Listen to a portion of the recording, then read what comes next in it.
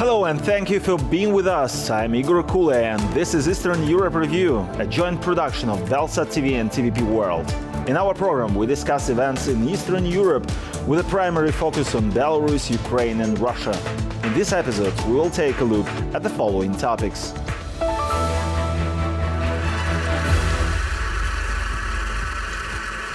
Tensions between Ukrainian President Volodymyr Zelensky and the Commander-in-Chief of the Armed Forces of Ukraine, Valery Zaluzhny. Україна сьогодні дуже потребує. What Ukraine needs today is a photo of Zaluzhny and Zelensky together, and a joint statement that they'll fight until they win.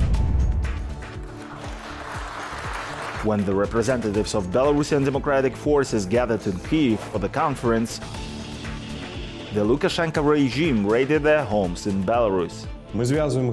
We associate this with our proactive stance aimed at holding back Lukashenko himself and representatives of the regime accountable for crimes against humanity.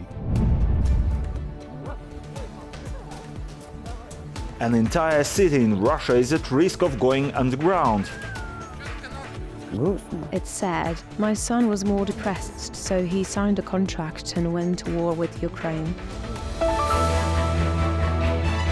The relationship between Ukrainian President Volodymyr Zelensky and the Commander-in-Chief of the country's armed forces Valery Zaluzhny has been described as terrible by The Economist. The media outlet cites a high-ranking source in the Ukrainian government. The insider suggests that the open conflict was a predictable outcome of a protracted counter-offensive operation that did not go according to plan.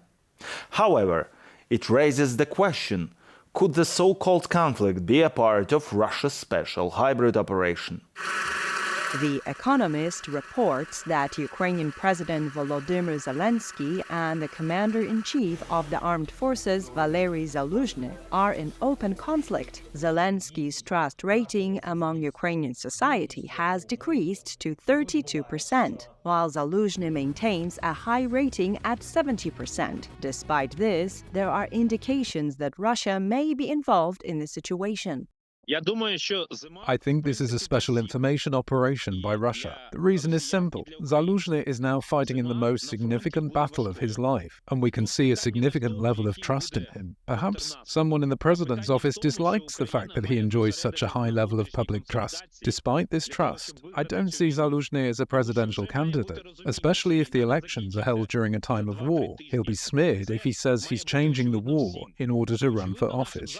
It's inaccurate to claim that Ukraine has seen no success on the battlefield. The West has not provided Ukraine with sufficient weapons to conduct warfare without sustaining casualties. Meanwhile, Russia has bolstered its defenses. Ukraine's error could be perceived as placing too much emphasis on the theme of a counter-offensive. Україна сьогодні дуже потребує. What Ukraine needs today is a photo of Zaluzhny and Zelensky together, and a joint statement that they'll fight until they win, and a dot or an exclamation mark at the end.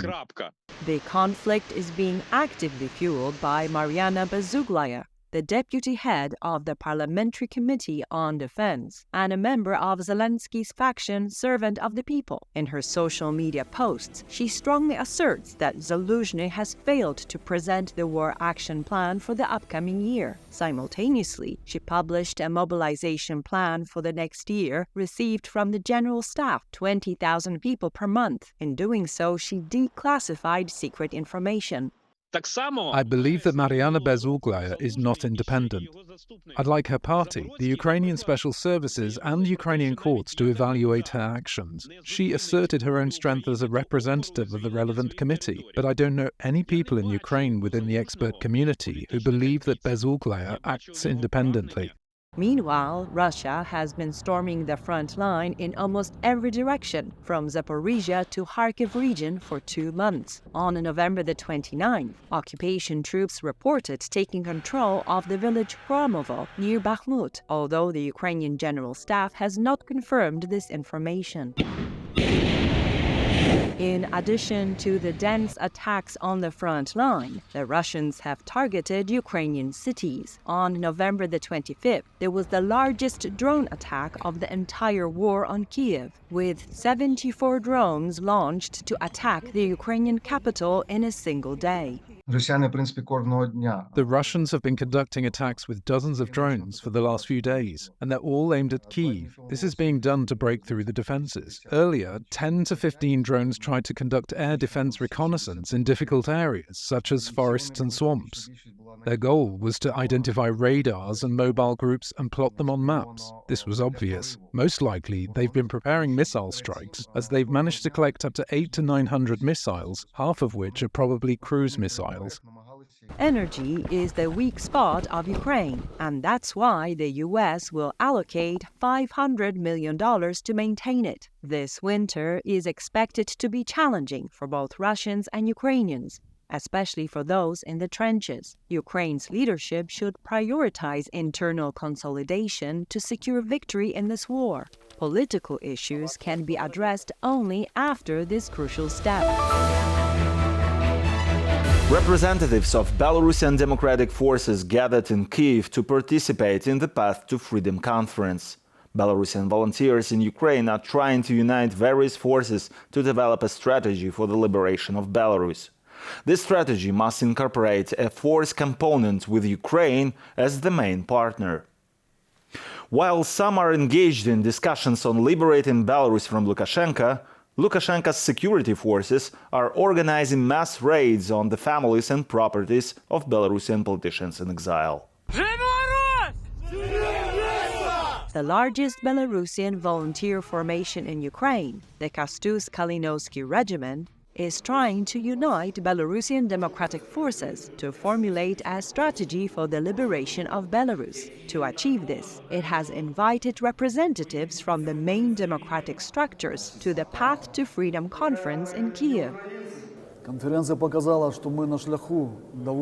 The conference showed that despite our different strengths and certain contradictions among us, we have found a format where we can listen to each other, talk, and confirm that for us the main thing is not surnames and affiliations, but loyalty and devotion to principles.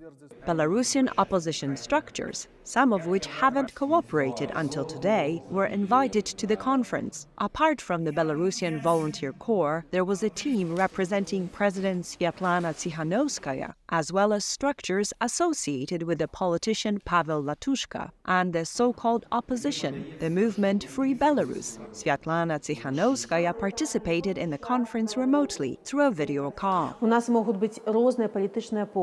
We may have different political views, but we have a common goal, a free Belarus. And this is the goal that inspires us and gives us strength to continue our struggle. The liberation of Belarus is not only our goal, but also our duty to future generations. The main partner in the strategy proposed by the Kalinouski Regiment should be Ukraine, with a military component complementing the political and diplomatic aspect. Belarusian volunteers would be tasked with this direction, emphasizing their commitment to achieving the victory of Belarus after Ukraine's success. The Kalinouski Regiment is a unit that, to some extent or mostly, has taken the fall for Belarusians, given that Belarus is a co-aggressor in the war. Additionally, those fighting in Ukraine vindicate the name of Belarusians, so I believe it can contribute to our credibility. The Ukrainian authorities have not yet established cooperation with Belarusian Democratic Forces at the state level. However, the Interfactional Association of Deputies for a Democratic Belarus in the Verkhovna Rada of Ukraine has issued an appeal to President Volodymyr Zelensky, urging him to employ all possible measures to support the Belarusian resistance movement.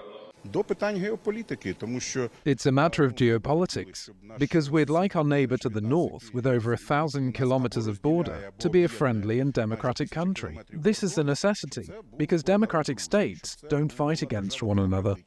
Based on the conference outcomes, there is a need to establish a platform for the cooperation of various democratic forces and the combining of efforts. Meanwhile, mass searches occurred in Belarus. On November the 28th, the security forces of Lukashenko conducted raids on the families and properties of representatives of democratic structures, including Pavel Latushka, the head of the National Anti-Crisis Management.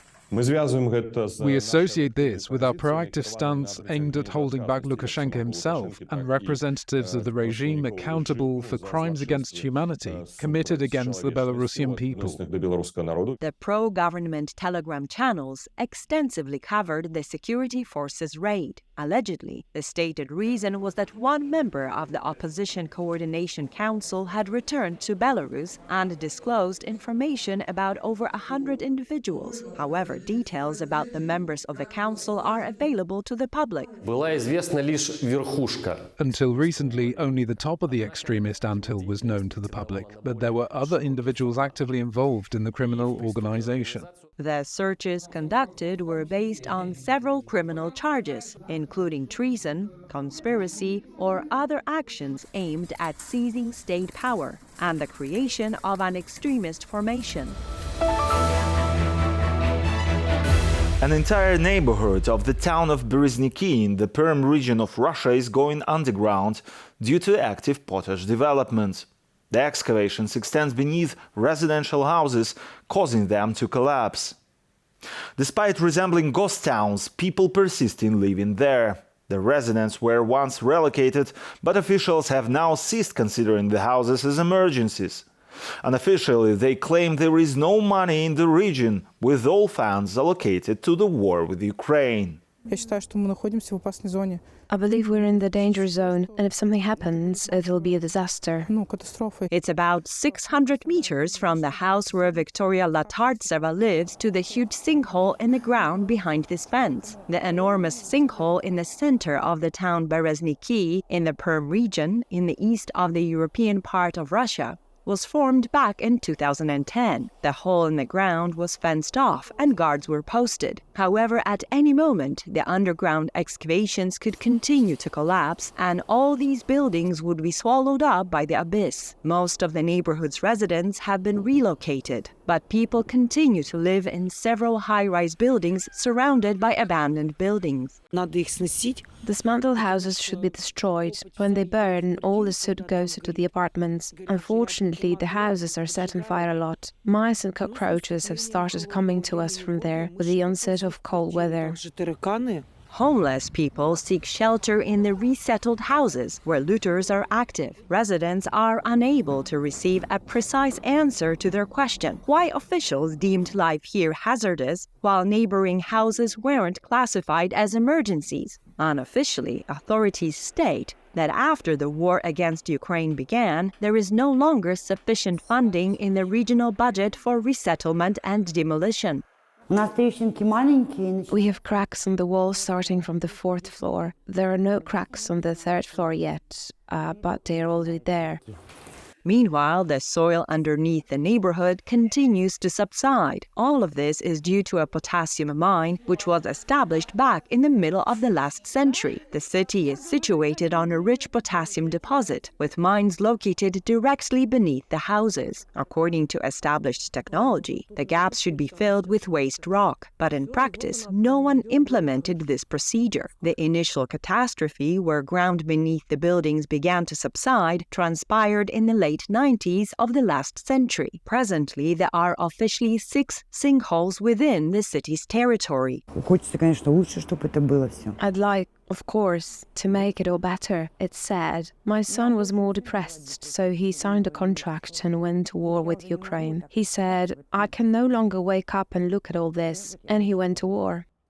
Residents have filed a class action lawsuit against the city administration, seeking relocation from the technogenic disaster zone. In response, officials have announced the closure of access to the abandoned houses to deter vagrancy. They've boarded up the doorways and window openings of the ground floors. In their opinion, they've done everything the law requires of them.